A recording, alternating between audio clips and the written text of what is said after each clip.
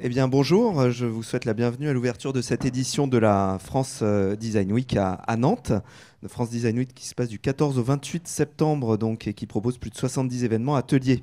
Voilà, l'événement est porté par un collectif d'acteurs ici présents. On a l'association Kernel, la Samoa, Nantes Métropole. On a le plaisir de recevoir aussi le président de la PCI, de l'Association pour la promotion de la création industrielle. Et évidemment, Christian Guellerin qui nous dira un mot pour nous accueillir. Voilà, je suis Florent Orsoni pour ma part, directeur du service prospective et professionnalisation à l'école de design, et j'aurai le plaisir d'animer les débats avec vous, j'y compte bien, pour quelques questions sur un sujet vivant qui s'annonce passionnant. Mais sans plus attendre, je laisse la parole à Christian Guellerin pour un mot de bienvenue. Christian. Bienvenue à tous.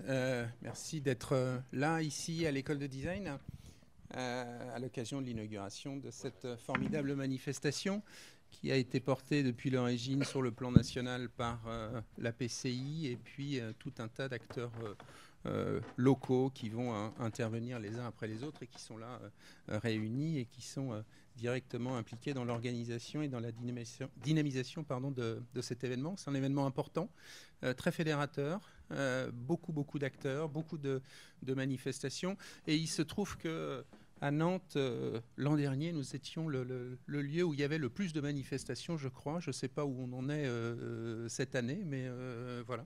Donc, ce qui prouve qu'il y a une dynamique autour du design à Nantes. On a le plaisir de vous recevoir ici. Alors, pour ceux qui ne sont jamais venus ici, c'est un magnifique bâtiment dans lequel on est depuis maintenant un an, qui accueille 1750 étudiants, designers, beaucoup d'entreprises. Un petit mot pour remercier tous les anciens qui sont là.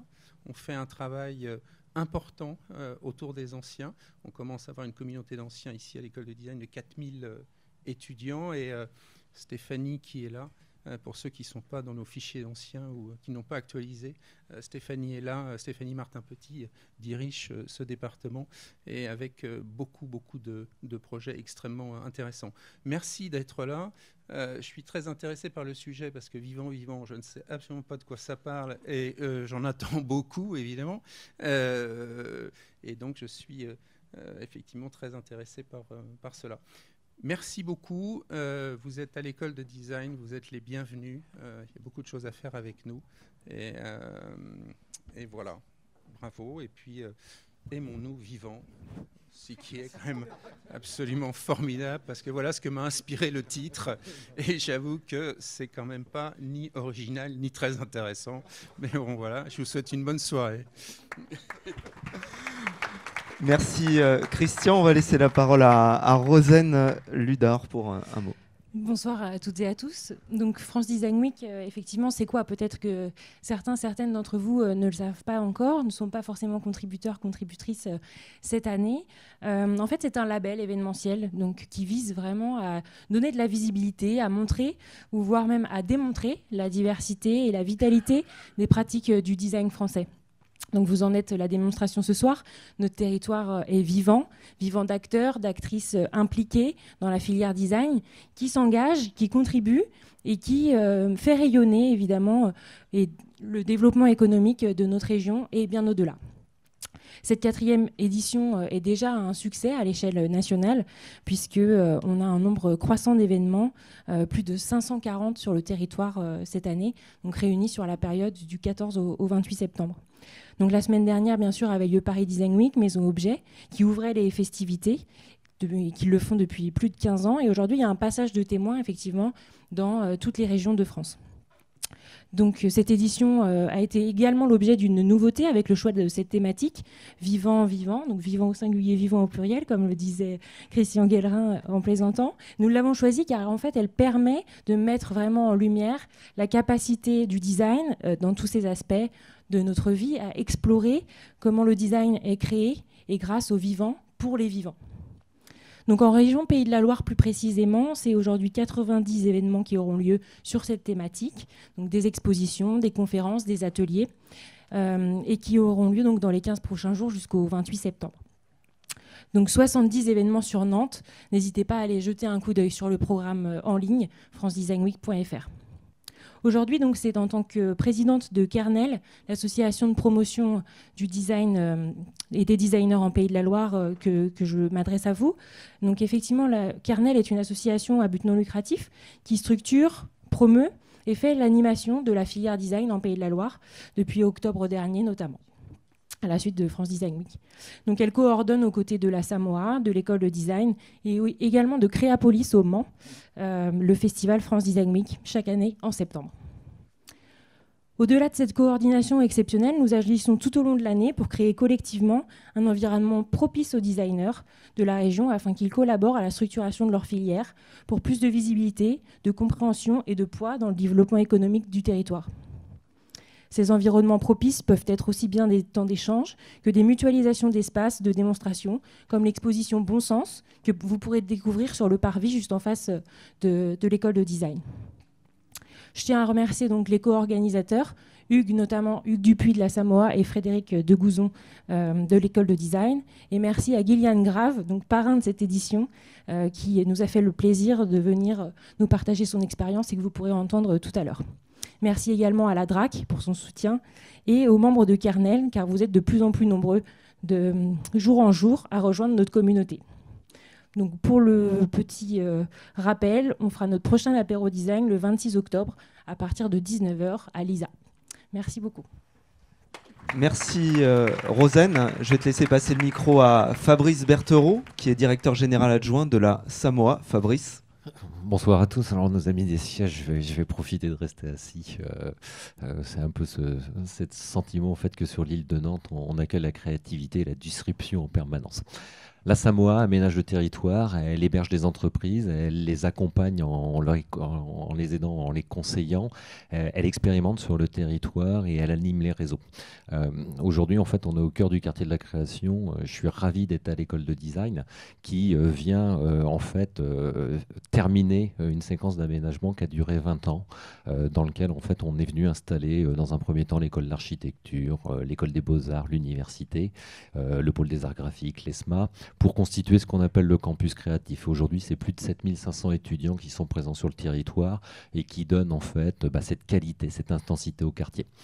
Le quartier, il est aussi marqué par une présence très forte d'équipements culturels. On a en face de nous Trampolino et Stéréolux, c'est eux qui lancent et qui animent la Nantes Digital Week, qui a été également inaugurée hier soir avec le festival Scopiton et qui donne aussi, avec les acteurs de la culture, une intensité et une spécificité, je dirais, ce côté singulier au quartier de la création et à l'île de Nantes. La présence des entreprises, c'est le troisième élément en fait qui donne des caractéristiques au territoire. Et aujourd'hui, en fait, on a un actif pour un résident sur le quartier de la création et on a un étudiant quasiment par actif également. Donc on a des équilibres qui sont très importants. Nantes est une ville en fait de créativité. La créativité, elle irrigue les 12 filières des industries culturelles et créatives, mais c'est aussi spécifiquement une terre de design. Aujourd'hui, c'est la métropole française qui a la plus grosse densité d'acteurs de design parmi ces entreprises. On est alors moins en volume et en nombre que des métropoles comme Lyon, mais on est loin devant en fait d'autres métropoles. J'ai cité Saint-Étienne, Lille ou Bordeaux. Et ça, c'est une caractéristique qui est chère à notre ADN. Donc, ravi de participer à cette aventure commune autour de la France Design Week. La Samoa a un rôle de fédérateur. On est là pour créer des liens et des passerelles. Et hier, on a évoqué le projet d'investissement d'avenir France 2030 sur lequel on a porté collectivement une réponse nantaise avec un collectif de plus de 30 structures. On est dans l'attente des résultats officiels qui devraient arriver demain. Il est trop tôt pour crier victoire, mais bon, on verra demain. Donc, bonne France Design Week à Nantes. Profitez du quartier de la création. N'hésitez pas à continuer à nous bousculer avec le design. Si vous regardez derrière l'école de design, il nous reste un terrain de jeu à aménager qui est encore fort. Et les designers auront de belles années devant eux sur le territoire nantais. Et puis, on va continuer à secouer aussi le territoire national. Merci à tous. Merci Fabrice. On va laisser la parole à Hervé Fournier qui représente ici Nantes Métropole et la ville de Nantes. Hervé. Merci pour l'invitation. Donc effectivement, je suis très, très fier au nom de la ville et de Nantes Métropole de rappeler tout l'attachement qu'on a à l'école de design et à cet événement de la France Design Week. Donc je suis là pour saluer la PCI. Cher Emmanuel, merci de venir et d'ouvrir une des séquences importantes de cet événementiel. Tu m'as dit tout à l'heure 540 événements, donc c'est pas rien. Donc on est fiers d'en accueillir, vous avez dit le chiffre ici, à peu près 90, chère Rosen, et bravo à toute l'équipe de votre association Kernel d'être mobilisée également pour cet événement. Cher Fabrice, tu l'as rappelé, en fait, les écoles d'art ici et les écoles d'art appliqué, l'école de design et l'école des beaux-arts et le spectacle vivant ici en face avec les équipements culturels, ça concourt à l'attractivité du territoire, une soft power dont on est très fiers ici à Nantes.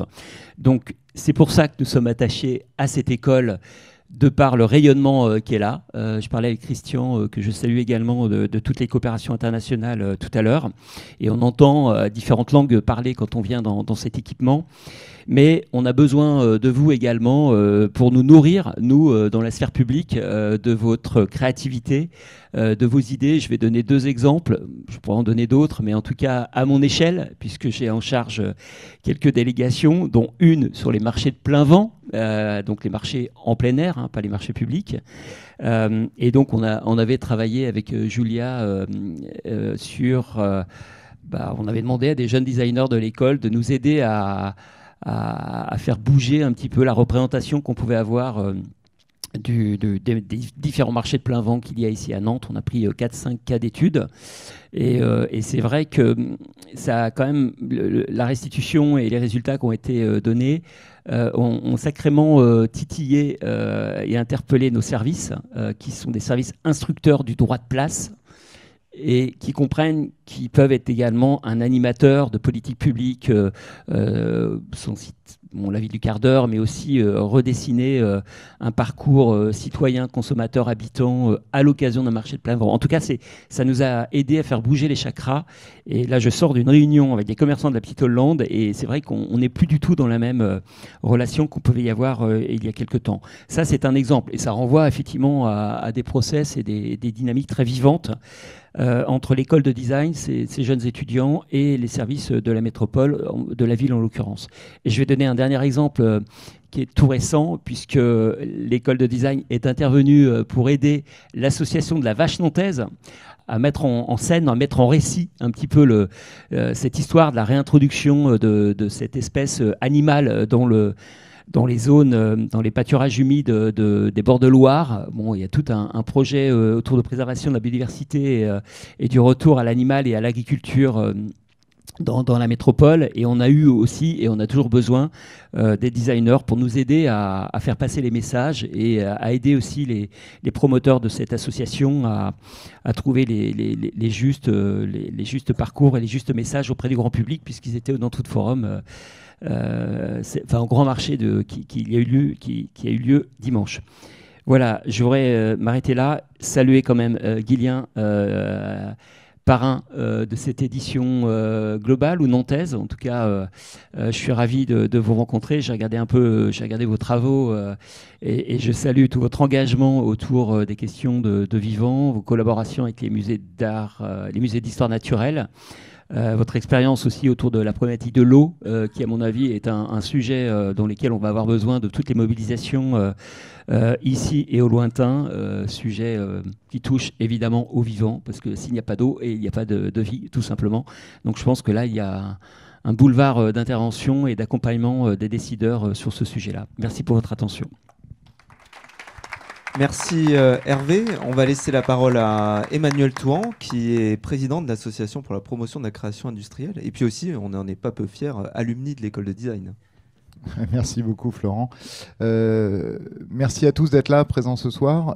C'est super qu'on soit nombreux. J'étais à la France Design Week Île-de-France, au lancement de la France Design Week Île-de-France hier soir. J'étais en Bourgogne la semaine dernière et on voit que sur l'ensemble des territoires, les designers s'emparent des sujets dont on va parler et dont vous allez entendre parler avec l'intervention de Gillian. Je ne vais pas vous saouler très longtemps. Le sujet, c'est simplement de dire qu'aujourd'hui, en tant que designer, on a une responsabilité. On a une responsabilité d'être compris, c'est-à-dire c'est quoi le design? Alors tout le monde pose la question, mais c'est de notre faute si on n'a pas compris. C'est parce que les designers ne parlent pas aux non-designers, ou très peu.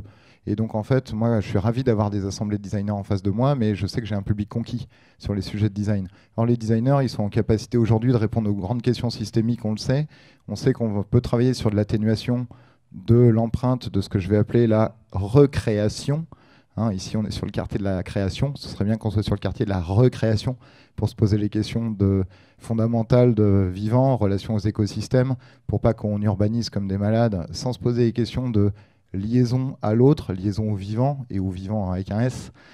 On va travailler aussi, évidemment, au-delà des problématiques d'atténuation, et ça c'est notre sujet principal, sur les problématiques d'adaptation à nos contextes. C'est à nous de faire le travail, c'est à nous de travailler bien pour être capable d'adapter en fonction de ce qui va nous tomber dessus. Je vais vous reparler des crises, comme tout le monde, mais on a pris la crise pandémique, on le sait, la crise climatique, elle est là, la crise géostratégique, si on parle des guerres en ce moment, on en a pas mal. Et la prochaine, c'est la crise démographique. Puisque dans 5 ans, en gros, on a beaucoup plus de seniors que de gens capables de supporter le poids des seniors en France. Tout ça, c'est des sujets dont les designers doivent s'emparer. Il faut s'en emparer pour aller justement guider nos politiques publiques. Je suis tout à fait d'accord avec vous, Hervé. Il faut qu'on travaille sur des hybridations de sujets. Il faut qu'on soit capable de s'accompagner tous ensemble et de faire collectif, et pas de critiquer une démarche ou l'autre. Moi, je suis ravi d'être président de la PCI. J'ai été élu il y a 6 mois. Donc je suis un jeune président, mais je suis personne. À ma place, il devrait y avoir un capitaine d'industrie, un gros capitaine d'industrie française qui fasse la promotion du design sur le volet transformatif. Parce qu'aujourd'hui, on cherche tous à transformer le monde, mais si nous, on n'arrive pas nous-mêmes à convaincre de notre potentiel de transformation, le monde ne va pas changer très vite. Donc merci en tout cas de le faire sur votre territoire avec l'implication de tous les événements France Design Week. On le voit ici à Nantes et en Pays de Loire plus largement, on est très actifs. Je suis effectivement, en tant qu'alumni, ravi de revenir aux sources, même si vous vous doutez que moi, je n'ai pas fait l'école ici. Moi, j'étais loin, j'étais à Carquefou, dans des préfabriqués à certains moments. Mais c'était une excellente formation. J'ai passé un excellent moment et on nous écoute de plus en plus. J'ai la chance d'être au Conseil national du design et donc de rapporter ce que peut faire le design directement au service de Matignon.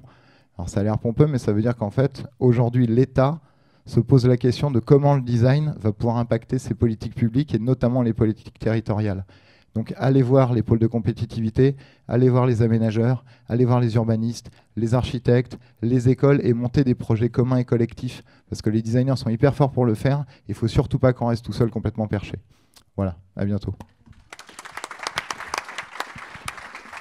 Merci beaucoup Emmanuel. On va remercier évidemment l'ensemble des parties prenantes de France Design Week.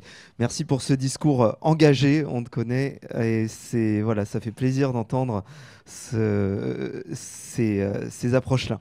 Alors, on va laisser la parole évidemment à Gillian Grave, qui est l'agence Big Bang Project. Je vais te laisser t'installer, Gillian, parce que je crois que tu as quelques manipulations à faire le temps que je présente rapidement. Donc, Gillian, tu es le parrain de cette édition. Ton sujet particulier, c'est que tu travailles donc sur les technologies du vivant, le design, les sciences, donc à la croisée de tout ça. Et on va te laisser nous en dire plus et montrer comment cette approche des systèmes vivants peut éclairer le design. Donc comment on arrive à faire j'allais pas dire ce syncrétisme, mais tu parles, je crois, de design bio-inspiré. Et donc, comment est-ce que ça fonctionne? Quels sont les résultats? On a pris le parti d'avoir aussi une approche où Gillian va nous parler pas mal d'exemples. On ne va pas rester trop longtemps dans la théorie, il en faut un peu quand même. Et on va voir comment c'est opératif. Et puis ensuite, évidemment, on passera à un débat beaucoup plus large après ces 25 minutes d'inspiration de Gillian. Merci beaucoup. Super, merci beaucoup. Bonsoir à toutes et à tous. Merci pour l'invitation. Je suis ravi d'être ici avec vous ce soir. Alors moi, je viens de pas très loin, je viens de Saint-Nazaire à l'origine, donc je reviens un petit peu aux racines. Et donc ce soir, on va parler de design et de biomimétisme. À main levée, qui a déjà entendu parler de biomimétisme? Que je sache un peu me situer. Ok, pas mal. Qui veut se tenter à une petite définition plus dure? Il y a moins de mains levées d'un coup. Oui, vas-y. Mais tu triches, tu connais déjà. Hein. Je peux faire une petite tentative toutefois. À mon sens, avec vraiment ma propre vision, sans parler pour les autres ou pour d'autres spécialistes, je dirais que le biomimétisme, c'est vraiment avoir une approche centrée sur l'observation notamment et l'inspiration de tout ce que peut nous apporter le vivant et la nature pour comprendre les codes et être capable d'innover, que ce soit numériquement, scientifiquement ou dans d'autres domaines bien plus variés. C'est pas mal du tout, ouais, on peut applaudir, ouais, je pense. Merci Axel pour cette définition. Effectivement, on verra ça, ces questions de sémantique juste après. Mais en tout cas, on est vraiment dedans, avec un volet aussi environnemental, une approche environnementale qui est vraiment très très forte. Autre question, je vais vous présenter un petit objet de design qui est assez incroyable. Je vais vous le faire passer d'ailleurs. Est-ce que tu veux le décrire rapidement? On dirait une corne, un coraux, Oui. probablement imprimé en 3D. Voilà, avec tout un tas de fils qui créent une structure en fait, un amoncellement de fils qui crée une structure. Ça ressemble à une corne ou une espèce de corail ou de coquillage. Voilà. Ok, et donc c'est fait par la nature ou fait par l'homme, d'après toi? Pour moi, c'est fait par l'homme. Ok, et non, c'était un piège. Effectivement, c'est fait par une éponge de mer qui s'appelle Euplectella aspergillum. Et donc, ce que l'on voit ici, c'est une structure qui est fabriquée en verre. Donc, c'est très léger, vous allez la manipuler. On est sur une structure qui est fabriquée à partir de ressources locales. Hein. La silice, elle a été capturée autour de l'organisme pour fabriquer son squelette en verre. C'est fabriqué à, alors j'espère ne pas dire de bêtises, 14 degrés à peu près, c'est ça? Tu sais? Ok. Alors que nous, pour fabriquer du verre, on doit monter en général à 1500 degrés à peu près. Donc c'est fabriqué dans des conditions de température et de pression ambiante. C'est fabriqué par ajout de matière et non pas par enlèvement de matière. C'est adaptable à son environnement. C'est entièrement évolutif. C'est recyclable, etc. Donc finalement, quand on voit des objets aussi complexes qui sont designés par la nature, on se dit pourquoi est-ce que finalement ce modèle-là ne peut pas être un modèle pour nous, designers également. Donc tout le jeu de biomimétisme, c'est ça. C'est de faire de ces principes inspirés du vivant, qui sont écrits juste ici, hein, l'utiliser des ressources locales, favoriser justement des températures ambiantes, ce genre de choses-là. Si on fait de ces principes inspirés du vivant des principes de conception, pour concevoir les objets qui nous entourent demain, eh bien, on aurait bien moins de problèmes. Et donc ça, c'est le jeu du biomimétisme, c'est de faire de ces principes du vivant des principes de conception pour pouvoir repenser ce qui nous entoure. Donc on l'aura compris, ici, pour faire un petit peu de sémantique, le biomimétisme est une façon de chercher à innover par, pour et avec le vivant. Donc c'est autant en fait une méthodologie qu'une philosophie qui consiste à prendre le vivant comme modèle pour pouvoir justement réintégrer les activités humaines dans l'environnement dans lequel elles s'inscrivent. Et donc derrière tout ça, on a une portée écologique et donc on est dans une démarche d'éco-conception. Donc finalement, si on s'inspire juste du vivant, on fait de la bio-inspiration. Si on s'inspire du vivant pour concevoir des innovations, on fait ce que l'on appelle de la biomimétique. Si l'on s'inspire du vivant pour concevoir des innovations durables, on fait du biomimétisme. C'est bien ça. Donc on a vraiment en fait ce lien vers alors, innover par, pour et avec le vivant. On dit souvent ça. Par, c'est le chemin, c'est la méthodologie que l'on suit. Pour, c'est pour protéger finalement ces vivants, humains et non humains, qui sont autour de nous. Et puis avec, parce que parfois on peut aussi collaborer, et on le verra rapidement via un exemple tout à l'heure. Alors, je vais revenir pour poser une autre question. Selon vous, combien d'espèces peuplent la Terre aujourd'hui? Et beaucoup, ce n'est pas une réponse.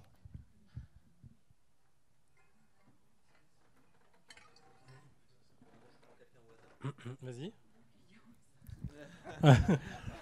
Je savais que ça allait tomber sur toi. Alors, les espèces décrites ou celles qu'on estime exister? Allez, les deux, vas-y.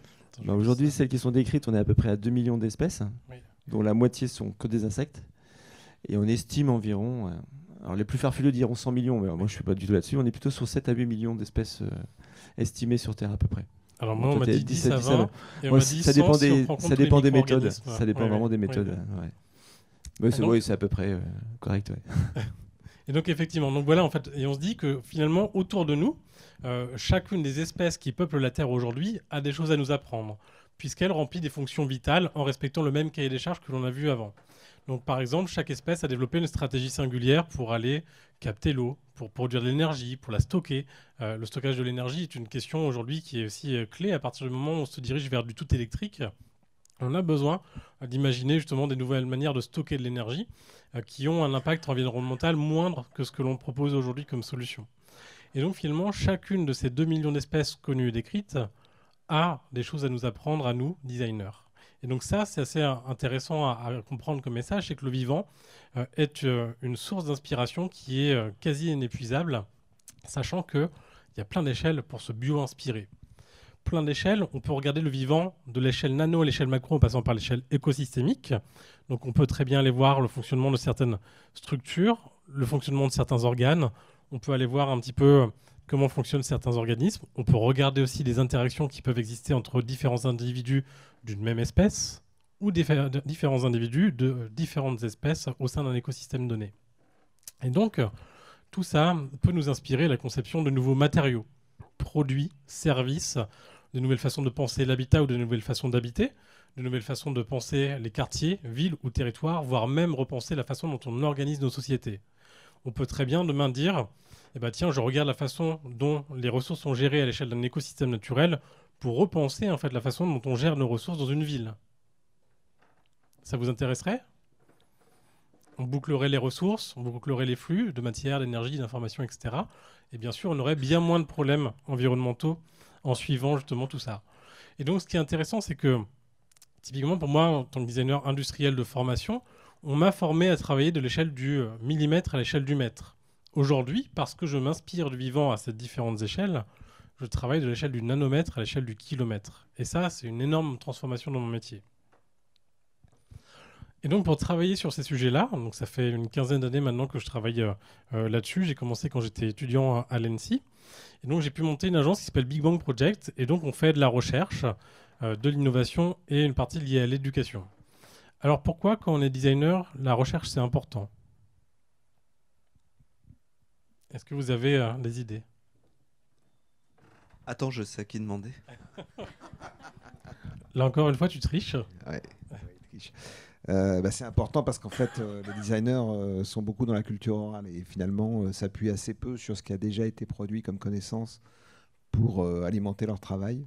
Et on voit bien dans ce que tu présentes que c'est pourtant indispensable et de plus en plus indispensable de s'immerger dans une démarche analytique et aussi intuitive qui puisse permettre de brasser beaucoup de connaissances très différentes pour arriver à trouver des solutions nouvelles en design. Superbe réponse. Donc effectivement, et puis en plus, quand on regarde le vivant pour chercher à concevoir des innovations durables, eh bien, on va devoir coopérer avec différentes disciplines. Pour faire ce biomimétisme, par exemple, on doit faire coopérer des gens qui viennent des sciences du vivant avec des gens qui viennent des métiers de la conception ou de la création, des ingénieurs, des designers, des architectes, des urbanistes, etc. Et donc pour ça, eh bien, il va nous manquer de la connaissance qu'on va devoir produire, il va nous manquer des méthodes qu'on va devoir aussi expérimenter, il va nous manquer aussi des outils que l'on va pouvoir développer. Et donc, une fois que l'on a fait ça, eh bien, nos méthodologies et les outils qu'on a pu développer à l'agence, on va les appliquer sur différents sujets, différentes thématiques, dans la partie innovation, et on travaille majoritairement avec des grands groupes ou les grands centres de recherche. Et après, on cherche à les transmettre aussi, à transmettre cette boîte à outils dans la partie éducation, et donc ça passe par des expositions, de l'écriture aussi pour pouvoir rédiger ce que l'on fait, et de l'enseignement aussi. Donc ça fait une dizaine d'années que j'enseigne aujourd'hui le design biomimétique à l'ENSI, et donc ça permet aussi de partager cette approche-là, qui est une approche parmi d'autres pour pouvoir justement amener des réponses, ou en tout cas faire des propositions pour répondre aux enjeux environnementaux, climatiques et liés à l'érosion de la biodiversité. Alors, pour faire ce biomimétisme, on l'a dit, il nous faut différents types de disciplines. Et donc, c'est pour ça que tous les jours, je travaille à l'interface justement des sciences, de l'ingénierie, du design et du business, bien évidemment, parce qu'il nous faut aussi travailler avec des gens qui vont créer un cadre économique à nos projets pour pouvoir les amener sur le marché. Donc ça, c'est vraiment, vraiment très important. Et ça nous permet de développer tout un tas de projets que je vais vous présenter ici. Donc là, Je vais vous montrer quelques petits projets, mais avant tout, je vais vous montrer un petit peu ce qui peut se faire sur la partie recherche. Et donc, typiquement, sur la partie recherche, quels enjeux vont avoir des designers par rapport à la biologie? Qu'est-ce qui va être un frein, justement, à aller explorer ce vivant-là? Eh bien, quand on est designer, on n'a pas forcément un langage scientifique. On n'a pas accès à des bases de données en fait, scientifiques non plus. Et donc, on doit développer en fait, tout un tas d'outils, comme celui que vous voyez ici, qui s'appelle OkGaia, qui est un jeu de mots avec OK Google. Mais c'est ce que l'on appelle un outil de fouille de la donnée biologique. Donc, un outil de fouille de la donnée biologique, c'est un Google du vivant, et qui va vous permettre, à vous, designers, ingénieurs, architectes ou urbanistes, d'aller explorer la littérature scientifique pour pouvoir justement trouver les meilleures stratégies biologiques qui répondent à une problématique donnée. Alors, ce n'est pas en ligne, c'est sur un serveur privé. Mais en gros, l'idée, c'est que si demain vous êtes architecte ou ingénieur et que vous cherchez à concevoir un matériau qui va séquestrer le carbone, eh bien, des organismes qui séquestrent le carbone dans la nature, il y en a un paquet. Et donc, on peut très bien chercher à comprendre comment ça fonctionne et s'en inspirer pour mettre au point des matériaux ou des objets qui vont après remplir cette même fonction-là. Et donc, cet outil-là a ce rôle de nous permettre justement d'explorer le vivant au travers de la littérature scientifique pour pouvoir inspirer les gens qui viennent des pratiques de la conception. OkGaia, c'est privé, public, c'est un projet que tu mènes toi? Pardon. Alors aujourd'hui, c'est privé. L'idée, c'est de l'ouvrir au public. Parce que là, on est sur des fonds qui sont entièrement liés au fonds de développement de l'agence. Donc, j'ai pas des moyens qui sont énormes. Hein. On est petit comparé à d'autres entreprises. Et donc, l'idée, c'est que demain, on puisse mettre à disposition cet outil-là au grand public, à des étudiants aussi, bien évidemment.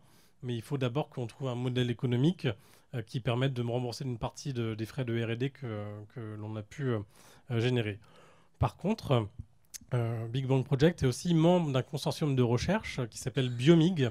Et vous pouvez aller voir en ligne, justement, Biomig, c'est un consortium de recherche qui associe différents acteurs, le Muséum national d'histoire naturelle, le CEBIOS, et des grands acteurs industriels comme EDF, L'Oréal, RTE, le CETIM sur des questions d'ingénierie, etc. Et une petite agence qui s'appelle Big Bang Project, on est parmi des gros monstres comme ça. Donc on est une dizaine d'acteurs et on a un financement BPI pour développer justement des matériaux bio-inspirés et notamment aussi développer une plateforme de fouille de la donnée biologique qui est ouverte au grand public. Donc ça sortira très certainement avant que OkGaia soit ouvert au public. Désolé, j'ai la voix un petit peu cassée, je suis sur la fin d'un gros rhume, donc j'espère que vous m'entendez bien. Alors maintenant, pour vous montrer un petit peu quelques exemples de projets, et je ne sais pas du tout quel temps il me reste. Ok, c'est parfait. Donc je vais vous montrer quelques exemples de projets pour voir comment est-ce qu'on peut s'inspirer du vivant pour pouvoir développer des innovations qui sont, en tout cas qu'on espère, plus durables. Et donc pour ça, je le disais, on travaille dans différents secteurs. Alors, c'est très très large puisque cette démarche-là, on peut l'appliquer justement dans des secteurs très très différents. On travaille sur le futur de l'habitat avec des grands acteurs industriels. On travaille sur le futur des villes et des territoires avec quelques acteurs publics notamment. On travaille sur le futur justement de tout ce qui est hygiène, beauté, santé aussi. Beaucoup de travaux sur la mobilité, par exemple, mobilité terrestre mais aussi maritime parce qu'on a un gros impact aussi sur les milieux marins. Et donc l'idée, c'est de travailler sur des nouvelles typologies de navires qui ne vont pas impacter les milieux marins en termes de pollution sonore, mais pas que, en tout cas, plein de sujets autour de ça. Alimentation, bien évidemment, en lien avec des sujets qui peuvent être traités ici, dans le Food Design Lab, et des questions beaucoup énergie, sport, voilà, c'est très très large. Et on a un ensemble de clients qui est, là c'est juste des exemples pour montrer un petit peu qui s'intéresse aujourd'hui au biomimétisme. Alors, je vais vous parler d'un premier projet, alors qui date un petit peu, mais j'aime bien le présenter parce qu'il est très important pour moi. C'était mon premier projet en biomimétisme. Alors, il date de 2008, donc là, on est sur un vieux projet. Et j'avais pu travailler avec l'équipe du professeur Gratzel à l'École Polytechnique Fédérale de Lausanne, en Suisse. Et donc, en fait, tout le jeu, ici, était de travailler sur trouver des alternatives, justement, à tout ce qui est panneaux photovoltaïques. Alors, les panneaux solaires, aujourd'hui, ils sont fabriqués à partir de silicium. Et donc, on a un rendement qui est pas génial, mais quand même intéressant. Mais ça pose tout un tas de questions, en fait, notamment en termes de recyclabilité. Donc, pour produire ces panneaux solaires, eh bien, on va utiliser des terres rares, on va avoir besoin de beaucoup d'énergie pour les produire. Et est-ce qu'on sait les recycler? Non. Bah. Maintenant, on sait?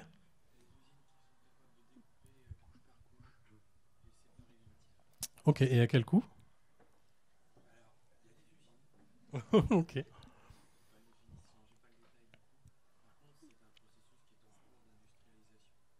Ok, eh bien, bonne nouvelle. Mais en tout cas, en 2008, il n'y avait pas encore ces infrastructures-là et ces tests-là.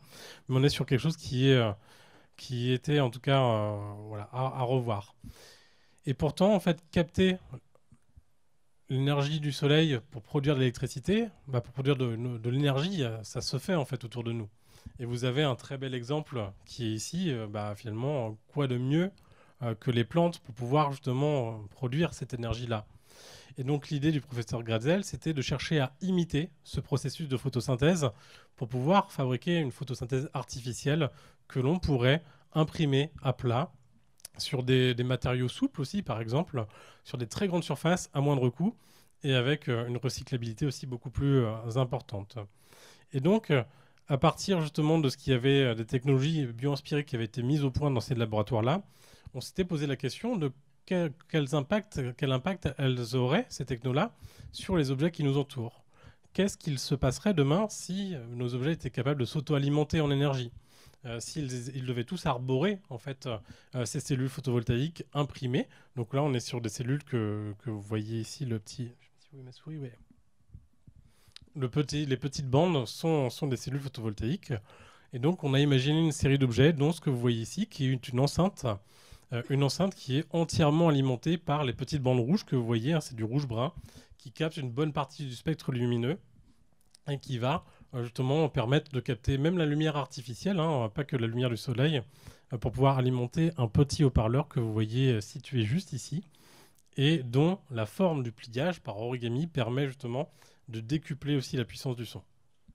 C'est pas mal, c'est super intéressant d'un point de vue économique, d'un point de vue aussi, alors on avait encore quelques problèmes parce qu'on avait besoin de mettre du dioxyde de titane à l'époque, ça a changé depuis, mais on est sur quelque chose qui est assez intéressant. Alors en termes de rendement, on n'était pas compétitif vis-à-vis du silicium, mais par contre le silicium en intérieur ne capte quasiment rien, donc on avait tout un champ en fait à explorer qui s'ouvrait à nous, et donc ça c'était super intéressant. Donc là, on s'inspirait des plantes pour pouvoir justement développer une technologie qui nous permet de repenser en fait les objets qui nous entourent. Maintenant, je vais vous parler un petit peu d'un autre objet qu'on a cherché à réinventer, qui est la bouilloire électrique. Et donc, pour réinventer la bouilloire électrique, on a choisi en fait de s'inspirer d'un ensemble d'espèces vivantes qui nous ont permis, via en fait un ensemble de stratégies collectées dans le vivant, de pouvoir justement réduire la consommation énergétique de l'objet. Donc, vous voyez différents exemples ici. Donc, on s'est inspiré d'abord en fait de la structure interne de la termitière qui permet en fait de gérer de manière hyper optimale les flux de chaleur à l'intérieur de la bouilloire. Donc, c'est assez intéressant parce que les termitières permettent justement de garder une température constante dans notamment le Sahara par exemple, alors que vous avez une variation de 40 degrés de température entre le jour et la nuit, ce qui est assez énorme. Et donc on s'est inspiré de ça, on s'inspire aussi pour garder l'eau chaude le plus longtemps possible, de la fourrure de l'ours polaire, mais aussi en fait du bec de toucan, qui sont creux et qui ont des structures en fait qui permettent de garder de la chaleur le plus longtemps possible, et de pouvoir aussi chauffer que la quantité d'eau désirée en s'inspirant de la structure interne du nautile, qui est un animal marin que vous voyez ici. Et donc, en s'inspirant de ces 4 espèces différentes, on a conçu ce que vous voyez ici, qui est une bouilloire imprimée en 3D en céramique. Donc là, c'est une coupe que vous voyez sur l'image de gauche. Et donc, elle fonctionne par électricité et par combustion. Vous avez le choix de la source d'énergie. Et grâce à ces 4 différentes bio-inspirations, on réduit de 60% l'impact environnemental de la bouilloire comparé à une bouilloire électrique de la même contenance. Donc vous voyez que finalement, certains modèles biologiques peuvent nous inspirer, juste en repensant à des formes, à des techniques, etc., à pouvoir abaisser en fait l'empreinte que l'on a sur l'environnement. Et ce projet-là, en fait, on l'a documenté avec le bio-ingénieur avec qui j'ai pu concevoir cet objet-là. On l'a documenté, en fait, pour pouvoir voir un petit peu quels étaient les freins à ces coopérations entre scientifiques et designers pour travailler sur ces projets biomimétiques. Et ce qui est super intéressant, c'est que, on l'a vu, hein, on parlait de pluridisciplinarité tout à l'heure, quand on parlait de bio et mimétisme, de faire coopérer les sciences du vivant avec les métiers du design notamment, eh bien, il y a tout un tas de freins, en fait, à ces coopérations-là. On ne parle pas le même langage, on n'a pas les mêmes méthodologies, pas les mêmes outils, on ne travaille pas sur les mêmes lieux, pas les mêmes temporalités de projet. Un projet de recherche, c'est combien de temps à peu près? Ça peut durer 3 ans, 10 ans, 20 ans, toute une vie, plusieurs vies d'affilée. Alors que nous, quand on est designer, on va travailler sur des rythmes peut-être plus calqués sur l'industrie. Et donc on a besoin à un moment donné de pouvoir justement travailler sur des conditions qui nous permettent de travailler ensemble pour pouvoir justement développer des projets interdisciplinaires qui font biomimétisme. Et donc maintenant, je vais vous présenter un autre objet qui est un petit peu différent. On parlait de comment est-ce qu'on peut aussi potentiellement collaborer avec le vivant. Et donc ici, je vais vous parler de ce qu'on appelle une colonie symbiotique de levures et de bactéries que vous voyez à gauche. Donc vous voyez, il y a à peu près 24 types de bactéries différentes qui vivent en symbiose avec des levures dans cette solution-là. Et aujourd'hui, vous la connaissez, cette solution, sous le nom de kombucha. Ça vous dit quelque chose? Oui. Qu'est-ce que c'est la kombucha? Alors, on voit ça comme un thé fermenté que l'on achète dans les magasins bio, par exemple. Et ici, justement, ce qui résulte de cette fermentation, en fait, est lié à la digestion des sucres par les micro-organismes, justement, dans ce milieu liquide-là. Et nous, on ne s'est pas intéressé à ce procédé-là pour pouvoir justement produire une boisson fermentée, mais par contre pour récolter ce qui est le résultat de cette fermentation-là. Donc, ce que vous voyez, en fait, quand vous donnez des sucres à ces micro-organismes-là, vous voyez apparaître à la surface du liquide une membrane un peu caoutchouteuse, comme ça, qui est faite de fibres de cellulose, qui est un autre assemblage des sucres, quelque part. Et donc, à l'époque, on avait commencé à travailler sur le recyclage des déchets organiques par ces micro-organismes-là pour fabriquer en fait, des matériaux à base de cellulose. Et donc, j'avais pu embaucher une bio-ingénieure de l'université de Berkeley qui s'appelle Akriti Jain, et on avait commencé à mettre au point une 50aine de recettes pour produire des matériaux aux propriétés différentes issus du recyclage ou de la transformation de nos déchets organiques par ces micro-organismes pour produire des matériaux. Mais en même temps, si on arrive à les contraindre en forme, si on contrôle les propriétés et la forme, on arrive à produire des objets. Et donc, on avait imaginé un petit outil comme ça, un petit appareil, c'est assez petit, ça fait cette taille-là à peu près, qui vous permettrait, à la fin de vos repas, de nourrir ces micro-organismes qui transformeraient vos déchets organiques pour produire des objets flambant neufs qui pousseraient dans des moules. Donc là, pour la démonstration, on a utilisé des petits moules pour faire pousser des boutons et du fil, des petits objets. Et donc, l'idée, c'est que les micro-organismes transforment en fait vos déchets et fabriquent justement vos objets à la bonne forme, aux bonnes propriétés, et qu'à la fin, vous puissiez récolter les objets qui ont été faits pousser, qui ont été cultivés à partir de ça. Et j'avais été contacté par des gens qui étaient missionnés par le gouvernement indien dans un programme pour faire du transfert de technologie verte de la France vers l'Inde, et qui m'avait dit, Gillian, tu penses trop petit avec cette petite machine. Nous, on génère des millions de tonnes de déchets organiques tous les jours, et en même temps, on a une politique qui vise à s'éloigner en fait, de l'usage du plastique. Alors aujourd'hui, c'est pas du tout ça encore, hein. Et ils m'ont proposé de venir justement tester à Delhi ce procédé-là à grande échelle pour pouvoir justement transformer les déchets, donc les éliminer, et produire des matériaux alternatifs au plastique pour pouvoir justement, dans différents secteurs, les appliquer. Et donc, qu'est-ce qu'il y a de biomimétique là-dedans? Eh bien, il y a le fait de travailler avec ce vivant-là, mais chercher aussi de manière à viser, à imiter la circularité. On a cherché justement à travailler en respectant le cahier des charges que l'on a vu au début, en travaillant sur des ressources locales, en travaillant à partir d'une source d'énergie qui est libre et disponible, comme ces matières-là, ces déchets-là et un peu de soleil. Et donc, on a cherché justement à créer une boucle en faisant en sorte que on formait des gens sans emploi à aller chercher les déchets organiques. Donc, on créait un métier. On récoltait les déchets organiques dans l'usine qui nous avait été prêtée. Les micro-organismes transformaient tout ça en une matière qu'on pouvait exploiter. Et après, on obtenait de la fibre de cellulose qu'on allait en fait presser et injecter très très fort dans des moules. Et donc, on avait un enchevêtrement des fibres qui faisait qu'on avait un matériau qui était très très très solide. Et on n'avait pas forcément besoin de liant pour les applications que l'on visait. Et ce qui faisait qu'on pouvait redonner à manger nos objets à ces mêmes micro-organismes pour viser justement plusieurs cycles de revalorisation de ces déchets-là par voie bactérienne. Donc ça, c'était vraiment assez intéressant et c'est une autre manière de voir ce que peut être le biomimétisme. Très rapidement, je pense que je vais bientôt arriver à la fin, j'ai encore un peu de temps. Ok, super. Autre projet, maintenant on va parler un petit peu de l'impact que peut avoir la construction et le bâtiment en fait, sur l'environnement. Hein, vous savez, c'est une des industries les plus polluantes au monde.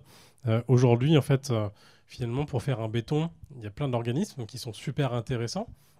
Des organismes qui sont capables justement de pouvoir capter des éléments carbonés pour pouvoir produire un squelette, comme on a pu le voir avec ce que vous avez pu manipuler tout à l'heure. Mais aussi, voilà, chez les coraux, chez tout un tas d'organismes comme ça, on peut en fait s'inspirer de ces procédés-là pour pouvoir faire de la biocalcification ou soit imiter, soit directement utiliser ces procédés-là pour pouvoir justement faire des matériaux qui ont des propriétés similaires à celles du béton, par exemple, et des choses qui peuvent être aussi réversibles. Et donc, on avait travaillé pour une exposition qui a eu lieu au Muséum d'histoire naturelle l'année dernière, si je ne dis pas de bêtises, qui s'appelait l'Odyssée sensorielle. Et donc, on avait travaillé sur des objets qui témoignent de ce que pourrait être une ville demain si elle était en partie bio-inspirée.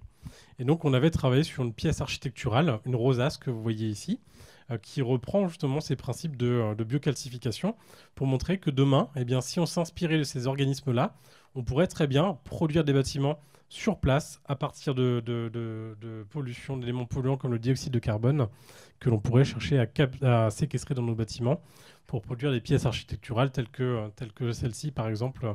Je ne sais pas si certains d'entre vous sont passés au Muséum d'histoire naturelle à Paris l'année dernière, mais en tout cas, elle avait été exposée là-bas pendant pas mal de temps.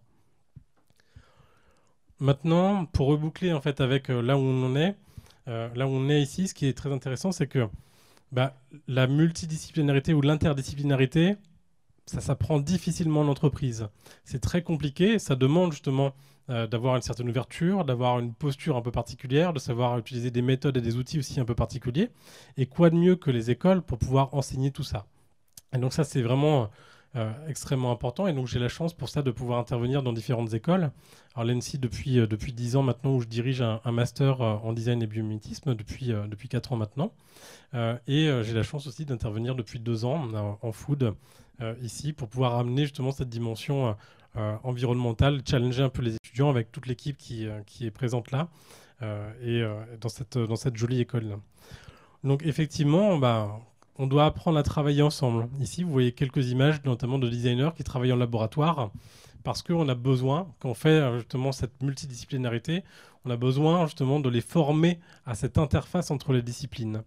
Et donc ça, pour ça, on a pu monter des projets interdisciplinaires, dont notamment un exemple que je vais vous présenter très très rapidement avant de terminer, qui visait justement à faire en sorte que les étudiants puissent se former les uns les autres à leur propre discipline pour apprendre justement cette coopération-là.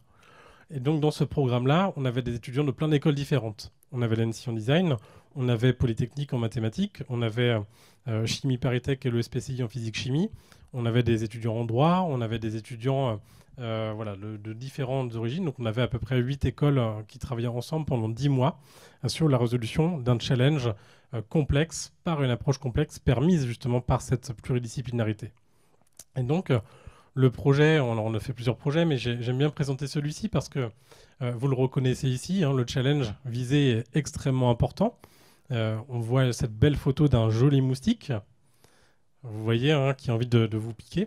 Et le moustique, c'est l'animal le plus meurtrier. C'est 725 000 morts par an à peu près, parce qu'il est vecteur de tout un tas de maladies que sont la dengue, Zika, chikungunya, West Nile, fièvre jaune, etc. Et qu'est-ce qu'on fait aujourd'hui pour pouvoir lutter contre ces épidémies-là? Eh bien, on va faire un épandage massif d'insecticides dans l'environnement et on va donc détruire tout l'environnement, les autres espèces qui s'y trouvent, et les moustiques les plus forts vont se reproduire entre eux et donc on va favoriser la résistance des moustiques. Donc c'est une vraie catastrophe finalement sur le plan environnemental et sanitaire. Et donc, pour pouvoir proposer une solution alternative à ça, les étudiants ont travaillé ensemble à l'interface entre toutes ces disciplines-là pour proposer une solution qui permette de cibler de manière extrêmement précise les départs de foyers infectieux, pour les traiter de manière très précise, et en même temps de prévenir les populations et de participer à la recherche scientifique. Et donc pour ça, ils ont développé un matériau qui imite, donc là on est dans de la bio-inspiration, qui imite le fonctionnement du couple anticorps-antigène et sur un matériau, et donc qui va provoquer un changement de couleur sur une matière particulière lorsque l'on écrase le sang d'un moustique infecté sur le matériau fait de biosilice et de cellulose qui a été imaginé et produit par les étudiants. Et donc tout ça se met en fait dans ces objets-là. Donc ce que vous voyez à gauche, c'est un piège à moustiques qui a été conçu en partenariat avec les entomobilistes de l'Institut Pasteur. Et à droite, vous avez un petit kit d'analyse qui va vous permettre d'analyser le sang des moustiques qui ont été capturés. Et donc demain, cet objet-là pourra être distribué par les organisations de santé pour pouvoir arriver dans les villes, les villages ou les zones à risque et de pouvoir faire un maillage justement des zones à risque. Et lorsque on est arrivé à un temps donné, on vient récupérer les pièges. On va venir après analyser, grâce à ce petit objet que vous voyez ici, là, analyser le sang des moustiques. Donc on va les prendre, on va les broyer. On va mettre un petit liquide qui va permettre de révéler les protéines virales présentes dans le sang des moustiques. Et on va après donc, faire passer en fait ce jus, ce qu'on appelle le LISA, sur les patchs qui ont été produits et qui sont bio-inspirés. Et ce qui va nous permettre justement de répercuter un changement de couleur sur une application qui a été conçue justement, que vous voyez ici en bas. Et donc, selon en fait, les changements de couleur, ça va indiquer la présence de certains virus à des endroits extrêmement précis. Et donc, ça va permettre de cibler de manière très précise les départs de foyers infectieux, de prévenir la population et en même temps de participer à la recherche scientifique.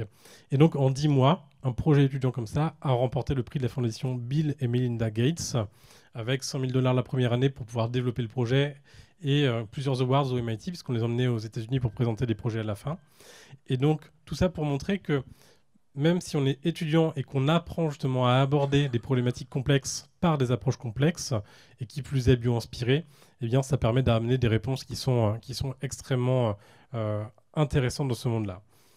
Et donc, je vais finir ici en disant que c'est ce qui était aussi, c'est ce qui m'a poussé à créer ce master à l'ENSI, qui forme justement des chefs de projet en design et biomimétisme, qui accueillent autant des designers que des architectes, des ingénieurs ou encore des biologistes et des chimistes qui vont travailler ensemble demain à la résolution de ces problématiques contemporaines. Merci Gideon, on peut t'applaudir. Merci beaucoup. Merci pour cette magnifique démonstration. On va poursuivre la discussion. Je vais appeler Arnaud Leroy, donc, qui est responsable pédagogique du master digital. Également Éric Guillot du Muséum d'Histoire Naturelle. Je vais t'inviter à venir. Johan, Axel. Voilà, on va pouvoir s'installer pour poursuivre les discussions. Évidemment, reste avec nous, Gideon, pour nous donner quelques éléments. Je vais vous laisser la place d'ailleurs. Et j'avais envie de laisser la parole pour poursuivre avec Arnaud, parce qu'on a fini sur une teinte d'éducation. Arnaud, finalement, on parle de mettre en route ça. On parle de mettre en route, tu le disais fort justement, Gideon, dès la scolarité des étudiants, de créer des projets en partenariat. Et tu vas nous parler donc d'une collaboration qui est lancée à l'école de design depuis pas mal de temps avec le Muséum d'Histoire Naturelle, donc, dont Éric Guillot est ici le représentant. Donc tu vas nous en dire 2 mots. Je vous invite aussi on a décidé de garder plutôt les questions pour la fin. Donc voilà, on va se prévoir un temps de débat. Donc n'hésitez pas aussi à préparer un certain nombre de vos questions. Le temps qu'Arnaud se mette en place, Éric, j'ai envie de te demander peut-être de réagir. C'était pas forcément prévu, Non, mais voilà, comment tu vois ça, toi, d'un point de vue de scientifique du Muséum d'Histoire Naturelle? Tu t'attendais, toi, à venir collaborer ici avec des écoles de design? Pas du tout. C'est vrai que moi, dès que je suis arrivé, c'était il y a 3 ans. Direct, on me dit tu vas aller voir l'école de design et puis on a des travaux à faire. J'ai pas compris. L'école de design, je comprenais pas pourquoi. parce que c'est vrai que le lien pour moi n'était pas du tout évident. Et puis on a commencé sur le projet biomimicry au niveau du son et la création d'instruments de musique pour des personnes en déficience. Et donc on a commencé par déjà un passage de savoir au niveau d'une espèce de conférence sur le son, quel était le son, la communication entre les animaux. Et je ne voyais pas trop où je devais aller, quoi. Et c'est vrai que c'était assez particulier. Et puis là, on voit les étudiants qui commencent à développer leur projet. Et là, ça s'est éclairé devant moi. Et j'ai dit, mais oui, là, le lien, il est évident. Et j'ai trouvé ça génial à ce niveau-là. Donc on apporte un certain savoir, un certain cadre au niveau des contenus. Et après, les étudiants s'en emparent. Et là, c'est vraiment place à l'imagination et à la création. Et j'ai trouvé ça vraiment stupéfiant. C'était très intéressant. Alors ça fait un sacré teaser pour la présentation d'Arnaud. J'ai fait ça bien, t'as vu. Ouais, t'as fait ça bien. Travaillé. Et pour voir un petit peu comment ça se passe, parce qu'il y a pas mal de choses, d'expos. Je vais vous inviter à nous raconter un petit peu, tout ça, à nous dire un peu ce que ça vous inspire, comment marche cette collaboration. Et puis je crois qu'on va parler de projets. Alors il y a 65 diapos, j'espère que c'est pas qu'on va pas toutes les passer, parce qu'il faut aller assez vite vers le débat. Arnaud, je te laisse la parole, donc directeur pédagogique du Digital Design Lab. Merci beaucoup Florent. Alors pour reprendre le titre de la chanson évoquée par Christian tout à l'heure, il y a beaucoup d'amour et de vivant dans les projets que vous allez voir, mais voilà, tout ça ne serait pas possible sans les étudiants, bien sûr. Donc voilà, moi je vais vraiment avoir une approche basée sur la pédagogie. Et la question que je me suis posée en fait lorsque on a préparé cette table ronde, c'était la place du vivant à digital. Alors c'est vrai qu'on est un master qui a un historique plutôt basé sur les nouvelles technologies, mais on voit apparaître depuis plusieurs années maintenant des projets qui questionnent le vivant. Alors, comment sont nés ces projets de fin d'études centrés sur le vivant? Donc, un projet de fin d'études, c'est un projet de niveau master qui se développe donc, sur la 4e et la 5e année. Et voilà, on voit ces sujets développés par Marie Jolivet qui va questionner toute la filière algues, Albéric Chevalier qui va s'intéresser à l'hydrogène sulfuré et Mathis Rodenberger qui questionne la filière pêche, donc du poisson jusqu'à l'assiette du consommateur. Donc, tous les ans, on a des étudiants qui se positionnent sur ces thématiques. Et cette année encore, on a la chance d'avoir des sujets qui sont nouveaux, auxquels on ne s'attendait pas. Romane Gauthier qui travaille sur un sujet qui traite de la caséologie. Alors la caséologie, Axel ? Alors la caséologie, c'est un mot très savant, surtout pour représenter tout ce qui va tourner autour des produits laitiers, et notamment des fromages, sur leur conception de la base et de la source moléculaire jusqu'à la conception finale qu'on peut retrouver dans nos assiettes. C'est le point de départ du sujet, et l'étudiant développe ensuite une approche plutôt écosystémique. Une autre étudiante s'est intéressée à la pluie. Donc en 4e année, quand vous avez une étudiante qui vous dit qu'elle va travailler sur la pluie, il faut y croire. Et cette étudiante a développé un projet que vous allez pouvoir retrouver à Design l'Expo. Et elle a un positionnement de designer aujourd'hui sur le métier de couvreur, avec des relais de développement qui sont portés par les compagnies d'assurance. Et puis, à nouveau, Axel, qui est notre étudiant du master qui est présente, développe un projet sur les odeurs. Donc, elle va pouvoir vous en parler tout à l'heure. Mais voilà, ce sont des sujets, des thématiques que l'on a validées en Master 1. Et c'est aussi une belle histoire. Alors, la belle histoire, on est ce master technocentré. Donc notre matrice a beaucoup évolué en 15 ans maintenant. Historiquement, on avait un axe vraiment sur la dimension tangible, l'Internet des objets, ces objets connectés, et puis une autre approche sur l'expérience utilisateur en immersion. Donc au cœur de notre matrice, on a toujours pensé opérateur et expérience pour l'usager. Et depuis quelques années, on cherche, avec Frédéric Krupa, qui dirige la recherche sur le master, à questionner non seulement la place des algorithmes, mais aussi la place de ces systèmes vivants complexes pour questionner les outils de demain.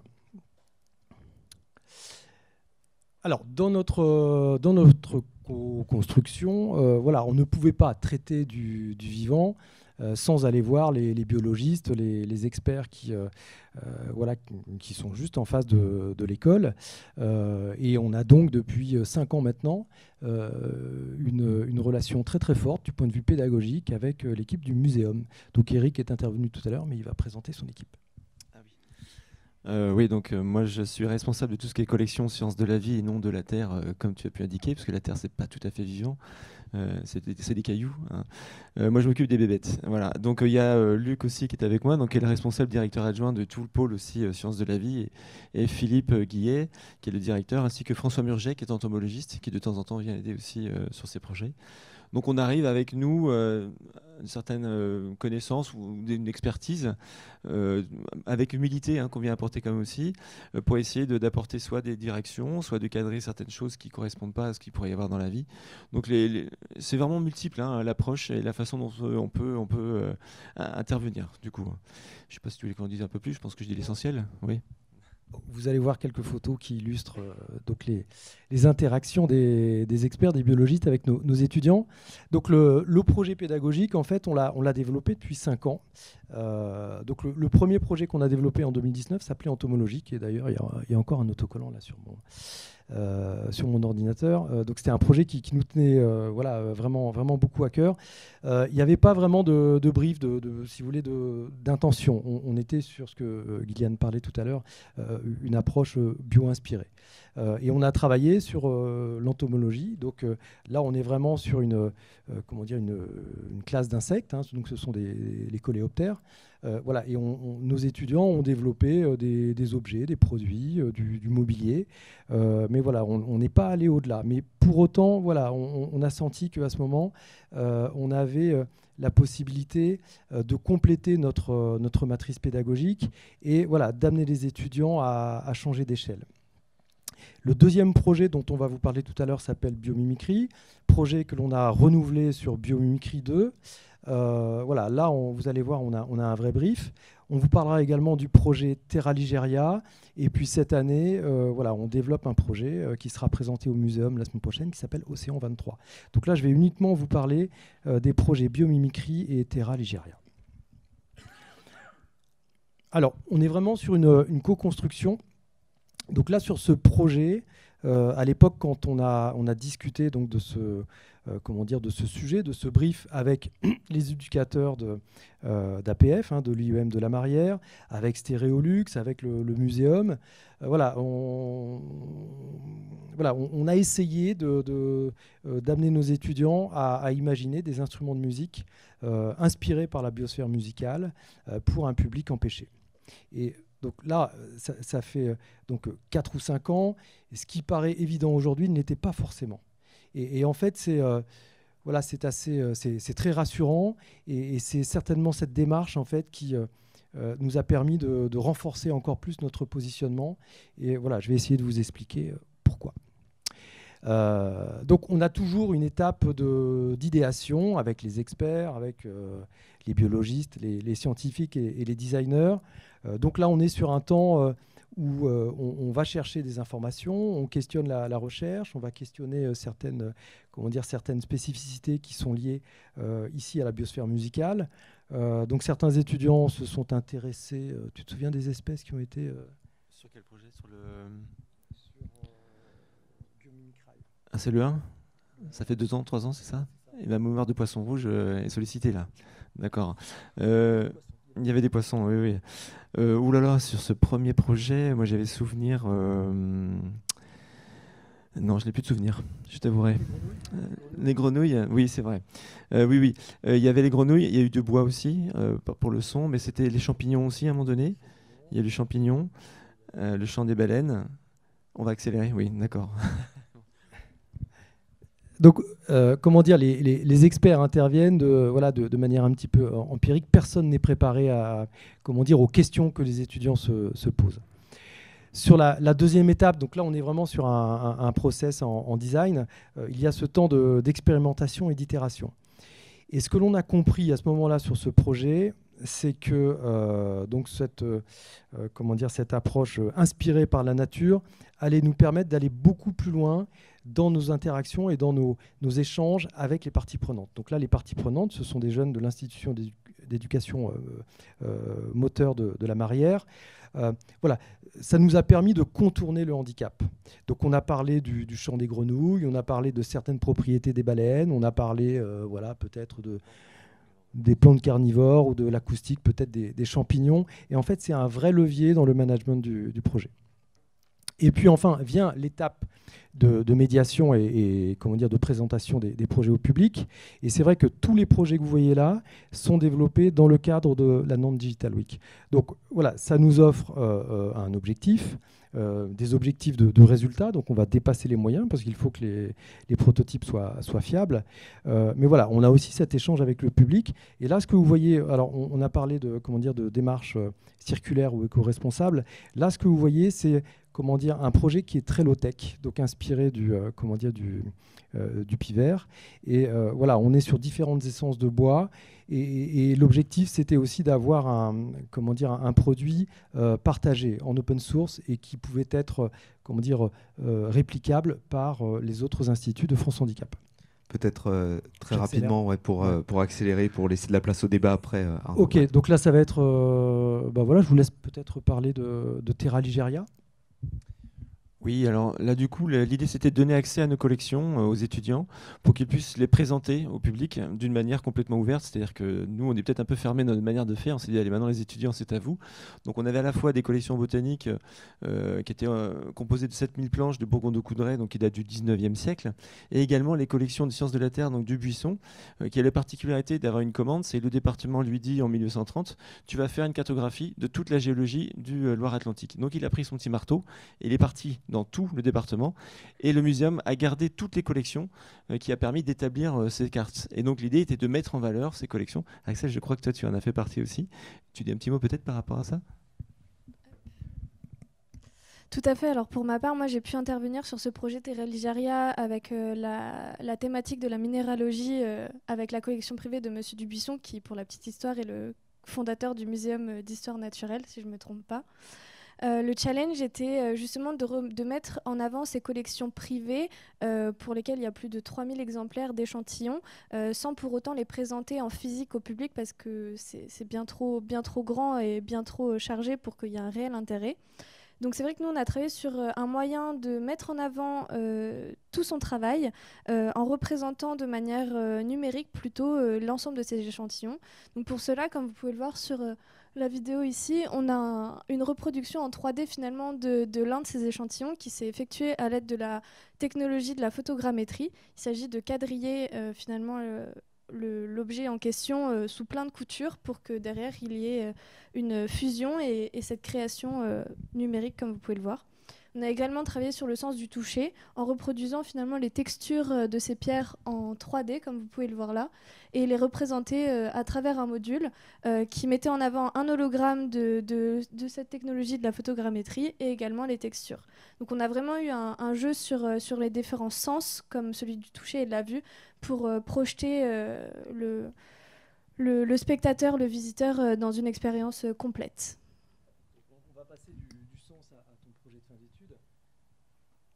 Alors oui, parce que tu as continué finalement, c'est ça. On va voir comment on arrive petit à petit à un projet qui s'incarne aussi pour une étudiante. Tout à fait. Donc pour ma part, je suis actuellement diplômable. J'ai passé ma soutenance de fin de diplôme juste là mardi et pour lesquels on aura les résultats vendredi. Donc je vous laisse me souhaiter bonne chance. Suspense insoutenable. Donc dans la continuité justement de cette étude d'essence, je me suis dit qu'il y avait quelque chose à faire, notamment avec celui des odeurs, pour lequel j'ai effectué finalement presque 1 an de projet autour de cette thématique. Et dans un premier temps, justement, je me suis intéressée notamment à ces 3 étapes. Donc en premier lieu, comment ce sens de l'odorat peut être une des bases du vivant. Ensuite, comment l'homme s'est justement éloigné de cette primitivité, de l'ensemble de la sécurité, de la chasse, du marquage de territoire qu'on peut retrouver également chez les humains, avec un dimensionnement un peu plus associé à une tentative de maîtrise, à une société un peu plus hygiéniste qui est beaucoup plus pointue dessus sur les codes de la propreté. Et enfin, mettre en perspective justement toutes les technologies qui s'offraient à nous dans cette étude du sens vers quelque chose de beaucoup plus présent, en association avec les codes et les technologies d'aujourd'hui. C'est pour ça qu'au-delà de l'odeur comme un sens vivant, je me suis également intéressée aux odeurs du numérique. Donc, comme vous pouvez le voir, la petite définition, c'est finalement des technologies qui perçoivent, transmettent et reçoivent des odeurs via un média numérique. Donc, ma démarche à travers ce projet, ça a été de vraiment avoir une approche systémique. Donc, qu'est-ce que c'est que le design systémique? C'est vraiment avoir une vision holistique beaucoup plus globale, remonter plus à la cause du problème, à la cause plutôt qu'à tout ce qui va découler, tous les problèmes sous-jacents. Donc ma démarche a été d'identifier à l'aide de mon entreprise, que j'ai effectué 2 ans en apprentissage au sein de l'entreprise Thales, une réelle analyse de l'ensemble des produits qu'ils pouvaient avoir, comment on pouvait intégrer une maintenance prédictive pour favoriser le design circulaire, l'économie circulaire, en mettant à profit une technologie à la photonique au silicium. Comme vous pouvez le voir, une représentation très simple du capteur que l'entreprise Aribal a pu créer, sur comment les molécules pouvaient être détectées par cette nouvelle technologie et à en découler des modèles analytiques qui permettaient d'avoir un suivi complet, régulier, 7 jours sur 7, 24 heures sur 24, de l'évolution de ces molécules odorantes, olfactives. En parallèle de ce projet, finalement, ça m'a permis vraiment de comprendre ce que c'était le design systémique et m'a permis de me projeter notamment avec une approche biomimétique qui va me poursuivre dans mon parcours que je vais pouvoir effectuer, notamment en ayant une expérience à l'étranger, parce que le vivant, c'est aussi faire l'apologie des différentes cultures, les comprendre et pouvoir associer les différents savoirs dans mon approche. Donc Arnaud, pour conclure, il y a des parcours qui commencent à se faire et à se mettre en place finalement à l'école. On conclut tout de suite, c'est ça que tu veux dire? C'est ça. Johan doit aussi intervenir. Non, juste pour vous dire que là, on termine un cycle et en fait, on a rebondi l'année dernière sur ce projet qui s'appelle Océan. Alors, on développe quand même depuis 2 ans tous ces projets avec Polytech Nantes. Un projet spécifique, donc un projet bio-inspiré. C'est 2 semestres de développement. C'est 80 étudiants et puis plusieurs dizaines d'experts. Donc voilà, c'est une grosse machine. Mais c'est aussi le temps qu'il faut à nos étudiants pour passer de cette démarche à leur propre projet. Donc là, vous voyez ce temps de co-construction. On essaie de qualifier vraiment notre positionnement. On a sorti cette esquisse. Les étudiants vont vous présenter ces projets la semaine prochaine, samedi 23, au Muséum d'Histoire Naturelle. Mais si vous souhaitez monter au 5e étage, vous devriez pouvoir voir les modules. Donc c'est work in progress, mais c'est quand même assez abouti. Rendez-vous samedi 23 au Muséum. C'est bien un événement France Design Week. Événement France Design Week et Nantes Digital Week. C'est gratuit, donc venez avec les enfants, la famille. C'est un super événement. Merci beaucoup Arnaud pour cette présentation. Bravo aussi pour le travail que tu effectues effectivement aux côtés des étudiants. Travail de longue haleine et il y a des choses qui commencent à sortir. Attention, préparez vos questions. Je vais laisser la parole à Johan parce que Johan, toi tu es alumni de l'école de design et tu as développé un concept. Raconte-nous ce que c'est ce truc One Health. Ou else, je vais essayer de le raconter de manière succincte. Effectivement, juste pour le petit contexte, moi je suis ancien étudiant de l'école design de Nantes, donc je sors du master Care. Et je suis cofondateur et associé d'un cabinet de conseil, cabinet de recherche et de design qui s'appelle Sinon Virgule. Pour la petite histoire, Sinon Virgule, base son cadre théorique sur la redirection écologique, qui est un cadre de pensée un peu plus radical que la transition écologique. Voilà, je vous laisserai faire quelques recherches si vous voulez sur ça. Donc Sinon Virgule. Chez Sinon Virgule, en fait, le design se matérialise de plein de façons. se matérialise par la création d'outils qu'a évoqué tout à l'heure Gillian, d'outils qui permettent d'observer le vivant, qui permettent de le comprendre et qui permettent de le matérialiser en fait et de le revisibiliser. Ça passe aussi par des changements de posture, parce que pour travailler pour le vivant, naturellement, il faut réussir à se décentrer et mettre de côté en fait cette vision un peu centrée utilisateur qu'on peut avoir pour plutôt adopter une espèce de vision centrée monde, si on peut dire, voilà, en intégrant l'ensemble des parties prenantes vivantes. Et ça passe par des projets. En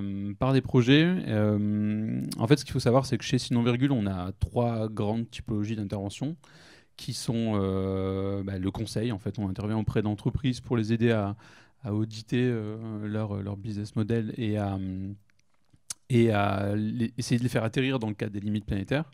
Ça passe par de l'éveil, à travers des interventions et des cours qu'on donne notamment à l'école de design de Nantes. Et ça passe par de l'étude. Et en fait, le but de cette partie étude, c'est pour nous de choisir des questions à étudier qui nous semblent en fait pertinentes. Et cette année, on a eu l'occasion de poser une question autour du vivant, justement, via le biais en fait du paradigme One Health. Alors, je ne sais pas si vous voyez à peu près ce qui est ce paradigme-là. Voilà, donc je vois des têtes hochées un petit peu, mais en gros, One Health, c'est un paradigme qui reconnaît les interdépendances entre santé animale, santé environnementale et santé humaine. Le contexte de départ de cette étude, c'est juste le fait que le constat que les sociétés occidentales sont nées et se sont développées à travers une scission assez forte entre l'homme et la nature. Voilà.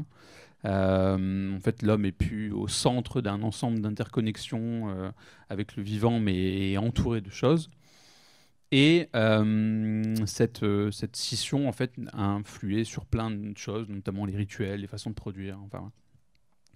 Et donc, le but, en fait, à travers cette étude, c'est de questionner la manière dont cette scission a pu influer notamment la santé, le domaine de la santé, forcément, parce que le One Health, c'est un paradigme qui tourne autour de la reconnaissance des interdépendances entre ces 3 santés-là.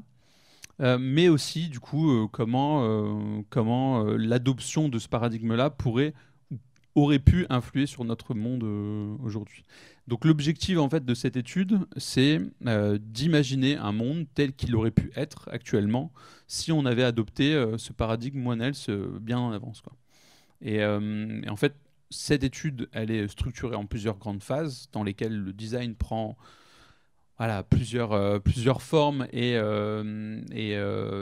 selon plusieurs niveaux en fait. Donc pour la faire rapide, on a une première phase de recherche qui passe par de la bibliographie, par de l'entretien des experts et de la recherche terrain. Dans cette phase-là, en fait, le design prend une forme assez simple qui est de rester assez proche des chercheurs et des analystes pour anticiper en fait la phase d'après, une phase d'après qui est une phase de matérialisation, parce que notre but, c'est bien en fait, de rendre concret et de faire émerger un monde qui aurait pu se baser sur One Health. Et ça, on le fait à travers une matérialisation de concepts, une espèce de prospective. Voilà. Le monde des imaginaires, quoi. Tu rends visible des imaginaires. Exactement. Tu les représentes. Ouais, exactement. En fait, le problème de One Health aujourd'hui, c'est que c'est un travail de recherche qui reste cantonné à des travaux de chercheurs, justement, et qui reste très peu préhensible par les décideurs. Et le but de cette étude, justement, c'est de transformer et de faire descendre cette connaissance dans les mains des décideurs, du grand public, des personnels de santé et tout. Et ça va passer donc dans cette deuxième phase par la production d'artefacts, en fait. Donc ça sera des espèces d'éléments, des objets, des services ou des choses, des preuves en fait de l'existence de ce monde qui permettront en fait d'imaginer ce qu'aurait pu être ce monde. Voilà. De faire des parallèles, ouais.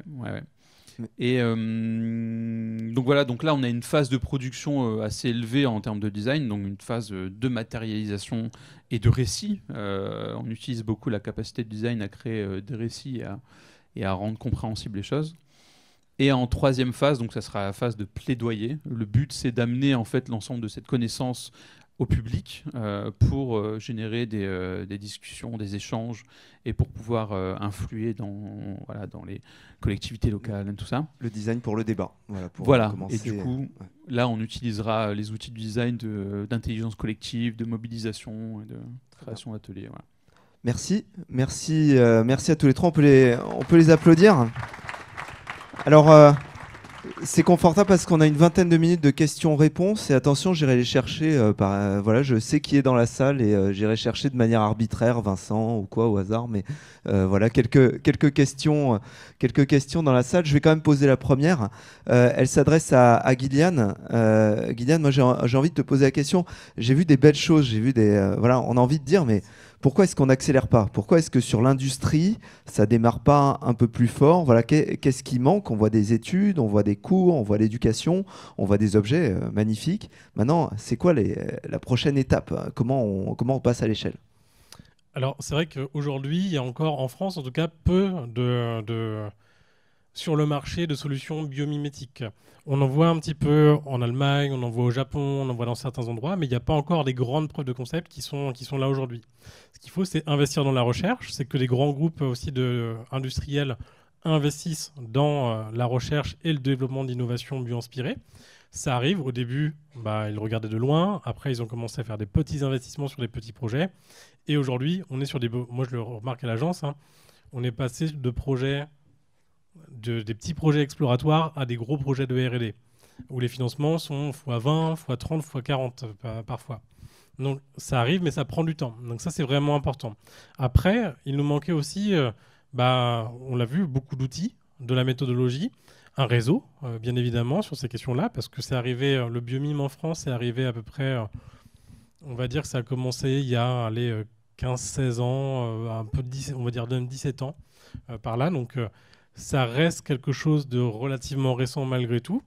Le temps que les médias aussi s'en saisissent pour pouvoir aussi valoriser la démarche, etc. Et donc, on va bientôt voir arriver sur le marché un ensemble de solutions qui vont montrer en tout cas la performance de l'approche. Par contre, on est pour les choses qui arriveront demain, on est sur les solutions court terme, on est sur de la réduction d'impact. Sauf que depuis peu, il y a de plus en plus d'approches qui visent justement à avoir des choses beaucoup plus ambitieuses qui se situent à une échelle plus systémique. Quand on parle de ville, quand on parle de tout un tas de choses, on va repenser en fait le problème dans son ensemble. Une vision globale, comme sur l'approche One Earth par exemple, c'est vraiment des choses vers lesquelles il faut se diriger. Mais par contre, la grosse difficulté là-dedans, c'est de réussir à faire travailler en fait un ensemble d'acteurs qui ne dialoguaient pas avant. Et donc déjà au sein d'une même entreprise, faire dialoguer des gens de différents services, ça relève des fois en fait du miracle, mais là, faire dialoguer des gens qui relèvent de différentes entreprises, publiques, privées, des citoyens, etc., et bien là, c'est quand même hyper costaud. Et donc, doucement, on arrive vers des choses qui sont de plus en plus ambitieuses, mais ça prend du temps parce qu'il faut justement accompagner on va dire, l'élaboration des méthodes, des outils et des visions. Tu parlais de vision, on a besoin aussi de produire des visions pour pouvoir guider justement les conceptions et aider les décideurs aussi à injecter en fait de l'argent pour la recherche et le développement justement de ce genre de solutions-là. Très bien, on va prendre, merci pour la clarté de cette explication. Je vais vous laisser vous présenter. J'aurais un simple rebondissement à ajouter à sa réponse. Et puis je voulais juste ajouter justement à ta réponse qui était très constructive qu'il y a quelques temps de ça, j'ai découvert un site qui s'appelle Ask Nature. Je ne sais pas si tu connais, mais si jamais vous souhaitez vous sensibiliser aux projets qui tournent autour du biomimétisme, c'est vraiment un site très pertinent qui va regrouper des avances technologiques, des avances dans le milieu agroalimentaire. Enfin, c'est très très vaste, associé aux différentes aussi catégories d'animaux et d'insectes. Donc si jamais vous souhaitez y jeter un œil, ça s'appelle Ask Nature.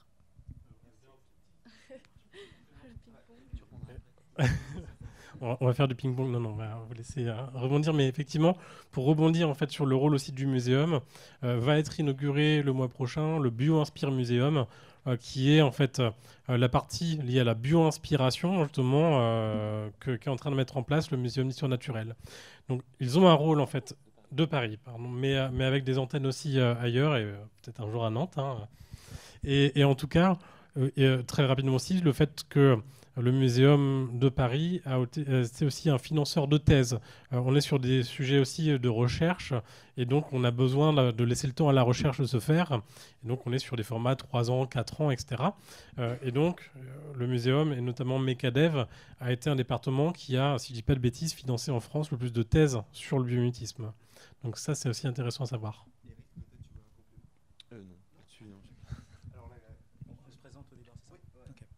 Bonjour, moi c'est Thomas, je viens d'un collectif citoyen qui s'appelle civipedia.org, qui est issu de conventions citoyennes, qui travaille à rendre possible les transitions par le partage des moyens, des connaissances, etc.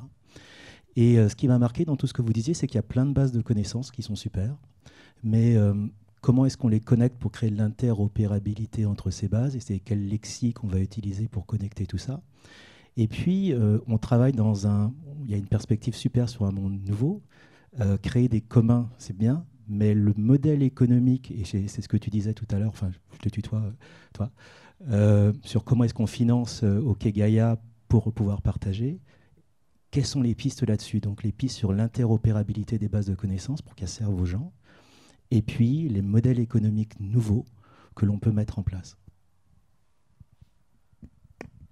Donc, comme c'est marqué, tu as quelqu'un de la London School of Economics. Hein, Gillian, ouais, si tu veux. Oui, une petite réponse. Alors, il y a aussi la question de la propriété de la donnée, qui est super intéressante, parce que quand on va manipuler de la donnée biologique, l'on va prendre dans des bases de données scientifiques, souvent, ces bases de données-là, elles sont payantes. Et donc, tout le monde n'y a pas accès. Et souvent, ça vaut très, très, très, très cher. Il y a un vrai business autour de ça.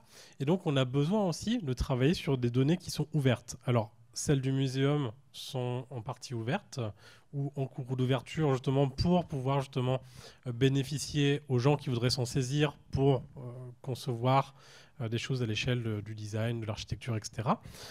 Et pas que, hein, dans plein de secteurs différents. Mais en tout cas, il y a une problématique liée à l'accès à ces données qui sont très majoritairement propriétaires. Et après, sur la question des modèles économiques, c'est une vraie question. Parce que nous, on essaie de travailler souvent pro bono sur des sujets qui nous plaisent ou sur des sujets sur lesquels on n'a pas trouvé le bon modèle, mais c'est pas durable. Et même si on essaye d'expérimenter d'autres modèles avec du financement participatif, ce genre de choses-là, on reste quand même une entreprise qui a besoin en fait de faire entrer du cash pour financer sa propre R&D, etc. Et c'est très difficile en fait d'expérimenter d'autres modèles tout en étant dans ce monde-là. J'ai été administrateur d'un laboratoire citoyen qui s'appelle La Paillasse à Paris, qui est malheureusement fermé depuis 2 ans maintenant, mais sur lequel il y a eu beaucoup d'expérimentation aussi là-dessus. Et en tout cas, j'ai pas de réponse là-dessus. Je sais que il y a pas mal de projets en biomimétisme qui misent en fait sur des régimes communautaires, des communautés ouvertes pour travailler justement sur la construction de communs. J'y crois beaucoup, mais il y a encore plein de freins à ça et ça cohabite difficilement avec le fait de travailler avec des acteurs privés. Enfin bon, c'est un sujet qui est très, très complexe. On pourrait faire une soirée entière là-dessus. Complètement. Peut-être juste un cas très pragmatique, c'est comment est-ce que nous, par exemple, on s'adapte aussi à la demande. C'est-à-dire qu'à un moment donné, nous, on arrive avec nos maigres compétences et comment est-ce qu'on peut arriver à répondre à une demande. Eh ben, c'est beaucoup dans l'adaptation et la souplesse. Et quitte à ce que pendant plusieurs années, on sera dans cette adaptation, peut-être qu'après, on mettra en place des schémas qui reviendront, une certaine ritournelle, et on arrivera à mettre peut-être en place des méthodes qui, au fur et à mesure, vont peut-être pouvoir être données cours à écrire ces méthodes même, à la limite. Mais on est vraiment sur quelque chose qui est au cas par cas. Juste peut-être très, très, très rapidement, pardonne-moi. Vas-y, Guillaume. Il y a aussi sur le sujet des sciences participatives et sciences citoyennes, il y a peut-être aussi des choses intéressantes pour voir comment est-ce qu'on peut faire un design participatif et design citoyen, des choses aussi. Donc je pense qu'il y a peut-être dans ces modèles-là Le Muséum a développé aussi pas mal de programmes en fait, qui misent sur le fait de faire de la science ouverte et de faire aussi travailler des gens, des citoyens lambda, comme en fait tout un tas d'autres chercheurs qui viennent d'autres milieux pour contribuer aussi quelque part à la production de connaissances, mais aussi à la production aussi de solutions en réponse à différentes problématiques. Donc il y a, juste dans ces mots-clés, hein, sciences participatives, sciences citoyennes, je pense qu'il y a des choses intéressantes à aller voir là-dedans pour rebondir. Et là, oui, ouais, juste très rapidement, toujours sur cette question, c'est vrai que la plupart des projets développés en partenariat le sont avec l'industrie. Et voilà, je pense que nos étudiants qui sont sollicités sur des problématiques qui sont très techniques arrivent avec ces leviers. Et alors, certes, il y a la méthodologie design, mais on amène quelque chose de nouveau. Donc voilà, c'est quelque chose qui prendra peut-être un petit peu de temps, mais à l'échelle de l'industrie, ça peut vraiment s'accélérer. Et c'est ce qui va se passer normalement sur l'industrie cargo, donc comment décarboner le transport maritime. Voilà, on est sollicité là-dessus et on va voir comment on y répond. Mais voilà, les enjeux sont très très importants. Bonjour, je suis Brieux, fondateur de Circulab et intervenant dans le master de Gillian. Moi j'ai une question qui s'adresse un petit peu à vous tous. Est-ce qu'on n'enseigne pas ou on ne parle pas aujourd'hui du biomimétisme trop à travers l'angle de l'inspiration sur la forme? Donc en fait quand on va aller sur la forme, on va optimiser ce qu'on a déjà, alors qu'il faudrait qu'on aille beaucoup plus sur la pensée systémique, l'écosystème, et donc changer nos modèles de pensée. Alors, je commençais à en parler rapidement tout à l'heure, effectivement. Alors, s'inspirer des formes du vivant, on appelle ça du biomorphisme. Alors, historiquement, c'est par là qu'on est arrivé au biomimétisme. Et on a même des super designers, hein, je pense à Luigi Colani par exemple, ou à plein d'autres comme ça, qui regardaient ces formes du vivant, les formes perceptibles à l'époque, pour pouvoir en faire des choses. Mais depuis, on va dire qu'il y a d'autres échelles qui se sont ouvertes aux designers. On ne voit plus que les formes du vivant. Maintenant, on arrive par ces nouvelles coopérations avec les scientifiques, par la réduction des coûts des instruments d'observation, par tout un tas de nouvelles approches, on arrive justement à avoir le très petit et le très grand.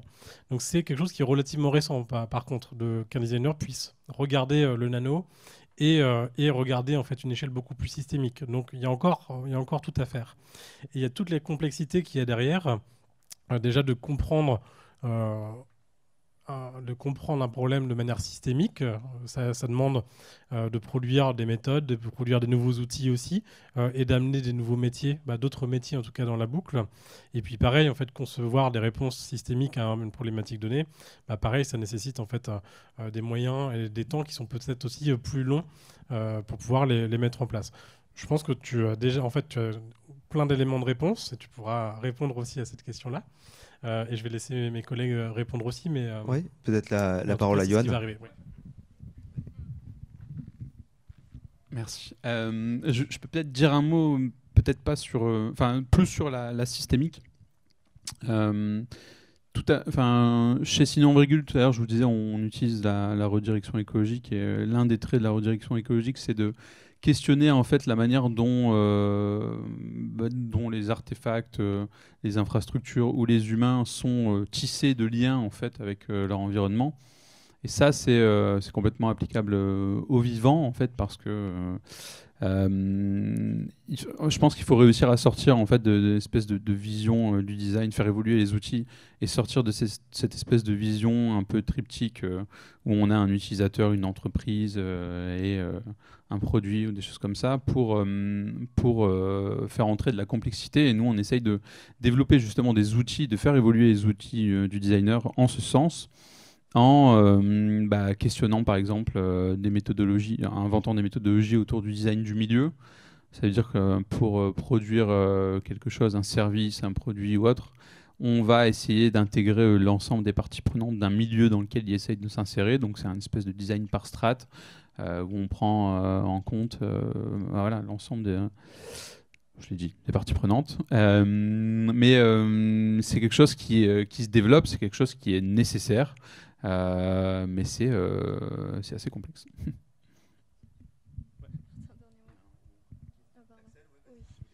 De mon point de vue, j'aimerais apporter justement mon regard vis-à-vis de l'éducation que j'ai pu recevoir au sein de l'école. Je trouve que la manière dont sont découpées les différentes étapes de notre diplôme, donc pour ma part, j'ai suivi un bachelor et enfin le master. Dans le bachelor, on est beaucoup plus dans l'observation de la forme éventuellement. Et en fait, en développant notre analyse et surtout en intégrant les masters, on s'intéresse beaucoup plus aux procédés.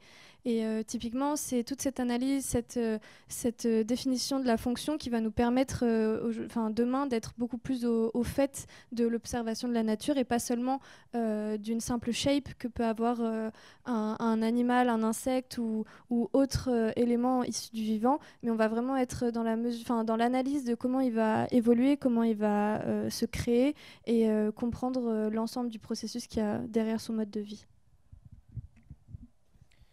Question derrière pour Gillian. Hugues Samoa. Vous mentionnez tout à l'heure la collaboration, en tout cas le champ de vos clients ou de vos différentes recherches pour des villes, des territoires, des institutions politiques. Je voulais déjà savoir si vous avez réussi à en actionner du cadre de la réflexion et peut-être même jusqu'à l'expérimentation. Et la deuxième question qui nous concerne directement, c'est que la Samoa, aménageur de l'île de Nantes, est un territoire d'expérimentation. Donc si vous en avez dans les tiroirs, nous on est tout prêt à les écouter et à voir comment on pourrait les implanter. Alors, on pourra en discuter. Il y a des choses sur des projets. En fait, avec mes clients, je ne peux pas en parler forcément pour les questions de confidentialité, mais par contre, je peux parler de projets que j'ai pu mener avec mes étudiants.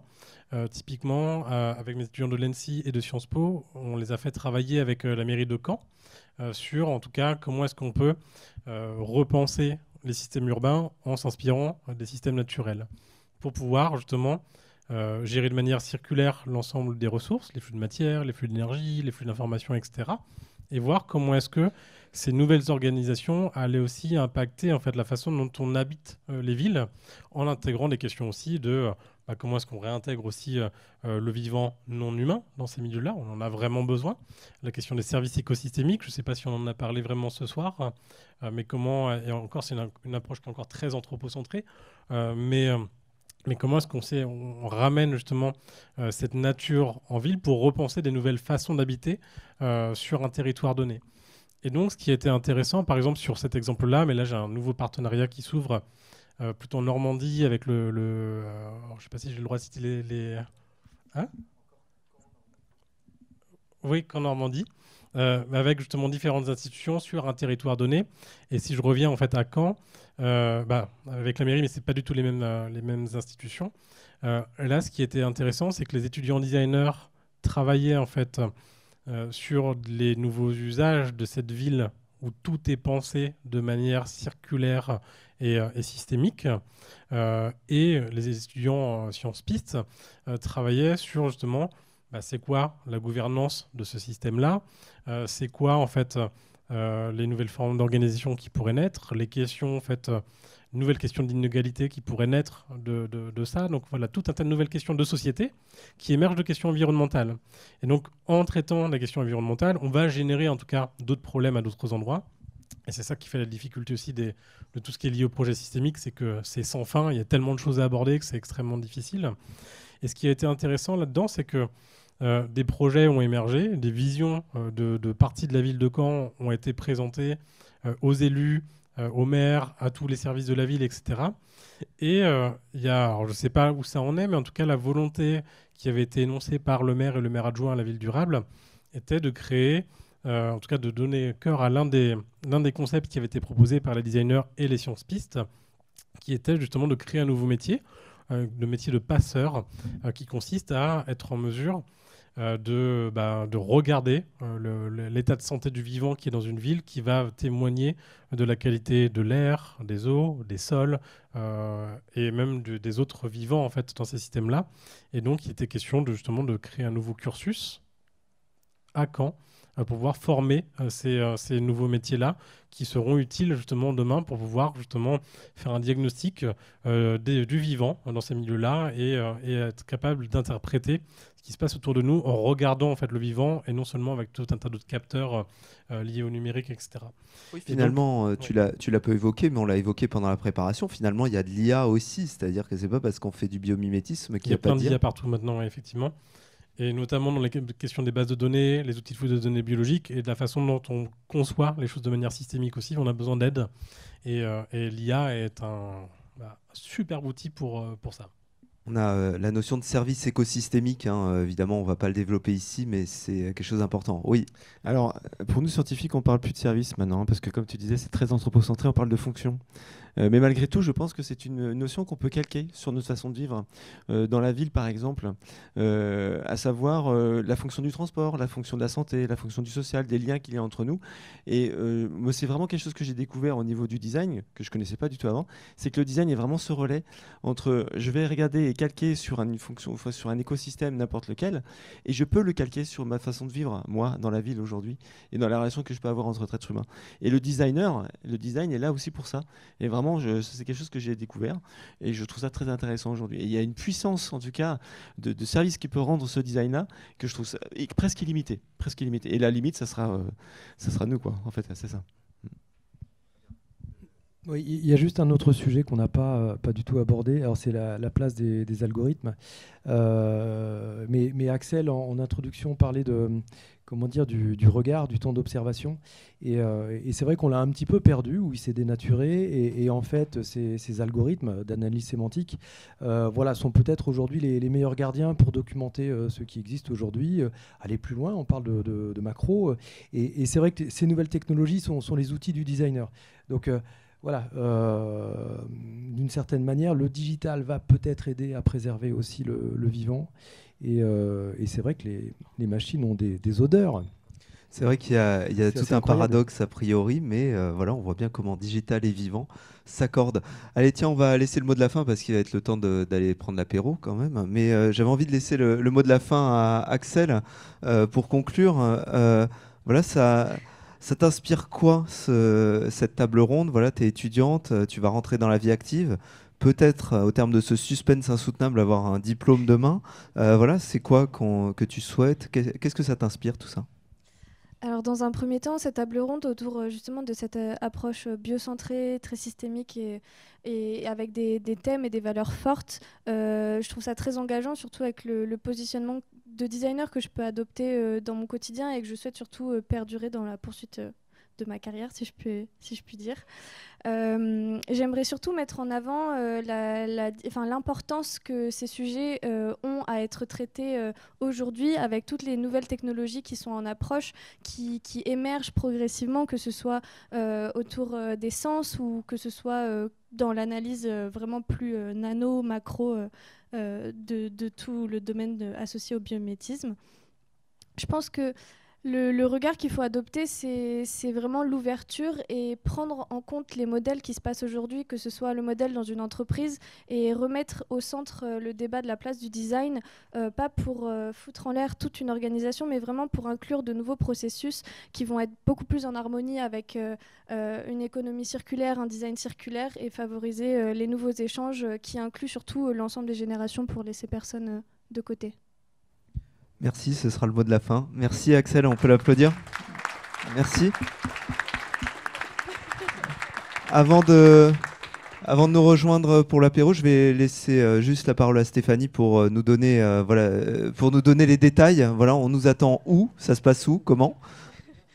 Donc, je vous invite tous à descendre dans notre agora. Où vous allez voir, il y a certainement des petits toasts et des petites boissons fraîches qui vont vous attirer. Voilà, n'hésitez pas. On se retrouve tout de suite en bas. Merci beaucoup et merci à Stéphanie pour l'organisation. On peut l'applaudir aussi. Merci beaucoup Stéphanie.